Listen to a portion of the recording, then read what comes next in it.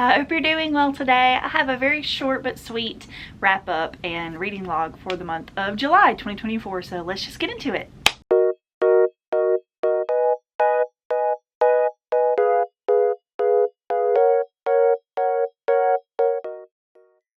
So I have a few plans for a few videos coming up, so I hope you're excited.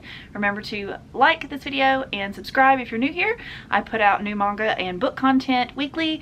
I try to do it weekly. Sometimes I get a little caught up, but I'm trying to get caught up so that I have things pre-scheduled. So let's just see what I read in the month of July. Only a few books here and a few manga, but I did want to talk about them with you pretty quickly. First, I will start with the manga as usual. I usually go through the manga first because that's what I focus on here, and then I'll do books at the end, so you can watch one or the other if you prefer, but I don't have a ton, so I think you could probably stick it through and be okay. So the first manga that I read is a new one. I started a new series. It's called How I Met My Soulmate by Anashin. This is the same mangaka as Waiting for Spring, which is a shoujo manga that I really like. I have not finished it yet. I think I'm on like volume 7 or something.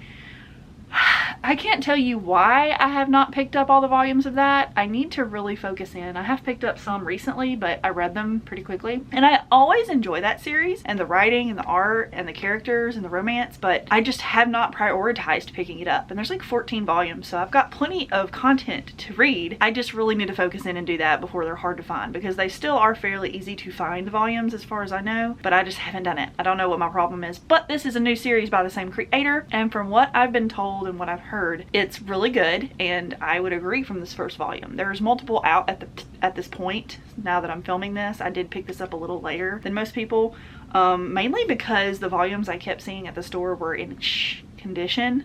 Like, they were in terrible condition. Like, the spines were tore to pieces. This one's not even perfect. Like, there's some scuffing here, but isn't this a beautiful cover? You've got this really cute guy who is very fashionable looking, this ombre purple pink coral color. Oh, I love a beautiful color spine and book. It's gorgeous. These are a larger Kodansha volume.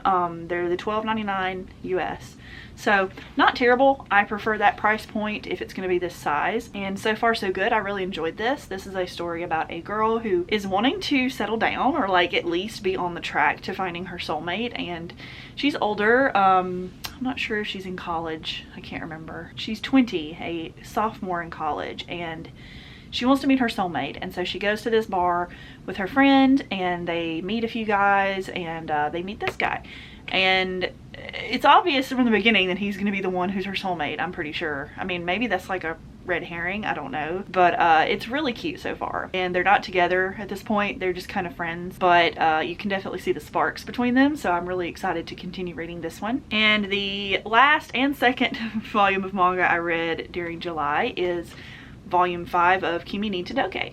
This is series by Karuho Shina, and I'm still really enjoying this series. It's so cute, it's so innocent and sweet, and it's full of friendships and, you know, things that teenagers go through, but also are very relatable to us as adults. And I just genuinely really love the art. I love Sawako. I love a lot of these characters. I'm just really enjoying my read through. I do have the next volume. I've read it, but I'll talk about it in the next month because it did come up in August. But this one's still really good. I do have a little nick here, like a dent. I got this one online. They're easier to find online. I never see these in stores. I've only ever seen like maybe 1 or 2 volumes in the store, and it'll be like the first volume and then like the last one that came out. So I don't know.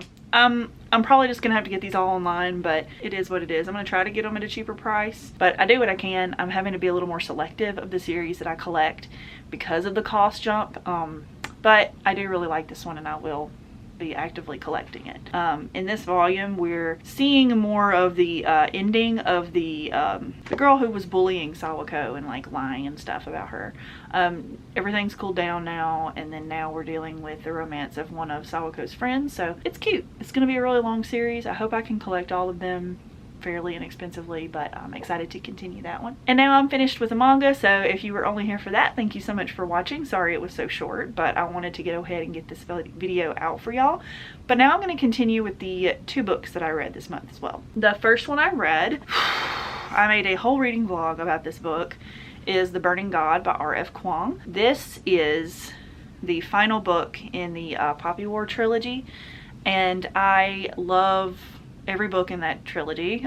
This one, I don't know if I like the first one of this. I think I like the first one the most, but this one's second, and then the second one is third. There's so much good in this, and then also like it has its pluses and its minuses. I think for me it's overall more good than bad, because when I look at the good, I feel I cried. I was so emotional. If you watched that vlog, you saw I was so emotional over how this was chosen to be ended. Our main character, Ren, who is this girl here on the front, she goes through so much crap at such a young age. She's 16 at the beginning, and I'm pretty sure it's been like a few years, so she might be like 18 or 20 now. But she goes through hell before she gets in the war, and then during, and then at the end. It's just so heartbreaking to read her entire travels through her adolescence. Like, she's so young and she's so smart and powerful, and she has so many things going for her, but she's just so unlucky and so unfortunate through everything that she does. And I just want what's best for her and her friends, and sometimes you get that and sometimes you don't.